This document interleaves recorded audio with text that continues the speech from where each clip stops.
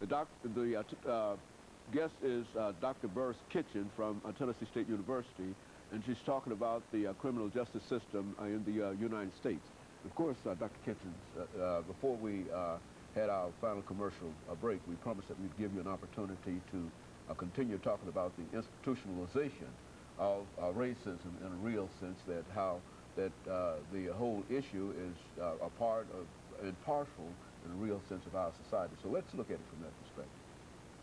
Well, where I kind of left off was the fact that all of a sudden the civil rights legislation was passed, and there are new freedoms for African Americans and other oppressed members of our society.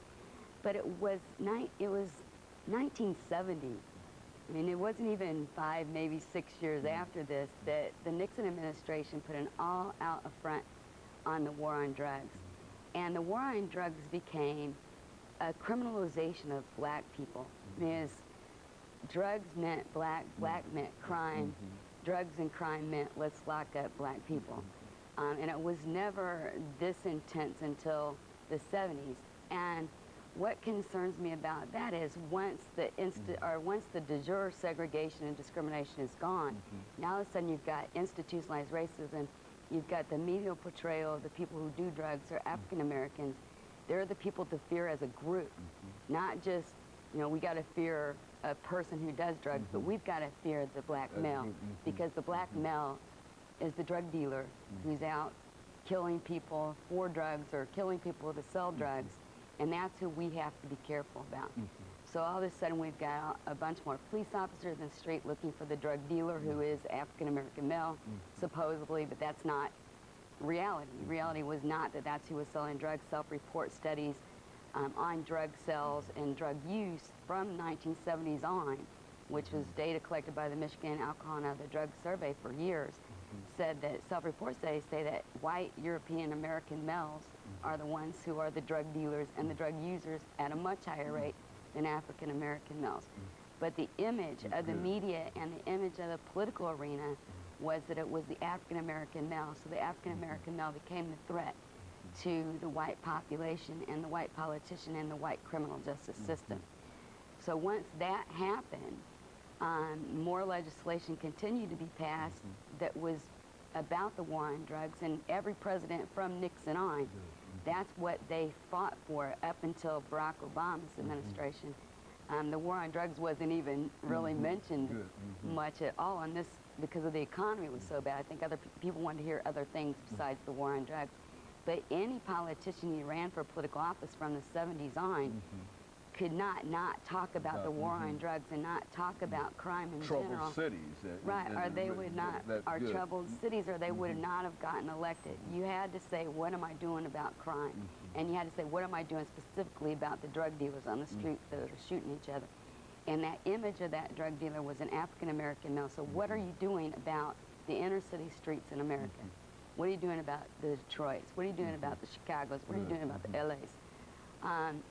So ever since then, we've had legislation that's been passed that's been revolving around this particular interest. And I think the most damaging was the crime control bill, which said if you got 5 grams of, just 5 grams of crack cocaine, you've got a mandatory minimum of 5 years in prison versus 500 grams of heroin versus 100 grams of regular cocaine. Well, we all know that cocaine is cocaine, whether it comes in the form of powder cocaine or rock. But we focused on, okay, we've got to get the people who have crack, and they're going to get, for 5 grams of crack, they're going to get the same time as someone who has 100 grams or 500 grams of cocaine or heroin. And the person who we saw as the crack dealer, specifically in the 80s, was the African-American male. So all of a sudden we've got all these people out on the streets looking for the crack dealer who was only looking in African-American communities. That's where the law enforcement officers were put. Clinton's administration in the 90s also passed crime control legislation to put 100,000 more police officers on the street. Of course, that crime control legislation, 100,000 police officers went where? Did that ever materialize? Did they ever, what was the purpose behind all of that? They wanted more police officers on the street to fight this war on drugs, and they got their 100,000 more police officers, and there were 100,000 more police officers put on the streets, and those police officers were put in primarily minority communities to look for drug users and drug dealers. and they found them. So from there, what I wanted to look at is from 65, where we stopped basically before we started talking about what happened once freedoms were given that had been deserved and fought for so many years. Once those freedoms were given, all of a sudden you see the arrest rates of African Americans had remained at about 25%, anywhere between 25 and 30% from 1934, when the UCR started collecting arrest rate data. From 1934 until about 1966, arrest rates remained at about 25 to 30% for African Americans. And their prison population was at about 25 to 30%. So it matched the arrest population. Well, from the middle 60s on, what happened is you still have an arrest rate of African Americans that runs between 25 and 30% on a given year, but yet their prison population is made up 65 to 70% of our prison population is African American now. And if you look at the federal prisons and people who are in federal prisons for non-violent drug offenders, it's 85% of non-violent drug offenders that are in federal prisons are African Americans. And this is because this war on drugs, and what my concern is because of the whole issue of privatization of prison as well. Speak to that. Coming right alongside of this, okay, we're arresting all the drug dealers, and of course the drug dealers, an African American, which we know they're not, and they're not arrested at any more, you know, they're looking for the African American drug dealer, but they can't find them, right? Because they're still only having their arrest rate of 25 to 30%, but they've got all these police officers looking for them. They can't find them. So obviously that's not who's dealing drugs and not who's using them. But then at the same time, you've got these disparities in arrest versus the incarceration rates, which it should be like this, but it's not. You've got privatization of prison. So you've got all these prisons opening up, and one in particular is opening up in or has opened up just in northern Virginia that used to be one of the largest slave plantations back in the 1800s in the United States. And they're taking all the prisoners from Washington, D.C., which primarily it's going to be about 90% African American, and putting them in that prison in Virginia, which used to be slave plantation land. And they're in private prison doing labor for free.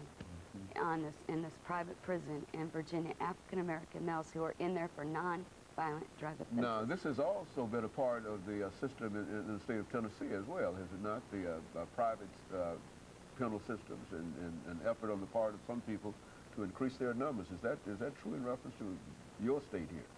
Right. Correctional Corporation of America is probably one of the biggest prison systems, and we have a Correctional Corporations is here in Nashville, off of Harding Place, and they are housing a lot of inmates. And the reason why people are voting for and agreeing with and not screaming about this privatization of prison looking a lot like slavery is because it's coming under the umbrella of, well, it's saving the taxpayers' money. And we don't want to pay taxes to keep people locked up. So if the private prison can do it cheaper, let them do it. But what they don't understand is the private prisons are incarcerating people for profit. And they're going into these prisons and they're making clothing, and they're booking your airline flights, and they're getting credit card information off of people who are calling in to buy things. Prisoners are, you know, they're on the phone booking your airline flight and getting your credit card information. And, you know, which isn't a big concern to me because they're not going to do anything with that information. This is still exploitation of labor. But yeah, that's my concern. Is not that they're getting information, and it's that they're doing labor, making profit for corporations, and which use them to expand the system itself and more. Right. And if you're incarcerating people for profit, then you're gonna want to put more and more people in prison. You're not going to want to solve crime. You're going to want to lock people up. Right. Very good. And of course, we're nearing the end of this second segment here, Dr. Burris-Kitchen. And when we come back, we want to talk about some other aspects of overpopulation and overrepresentation of Africans and not only Africans, but as you indicate, people of color in the criminal justice system. And I think that we can really say from what you've already said in reference to it is that we are ripe for reform. If there was ever any kind of reform that could be a part of the system, certainly this would be the time that we could deal with the kind of reform that is necessary. And so when we come back, we want you to deal with some of those issues. And we'll be back with our audience following this very, very short commercial break.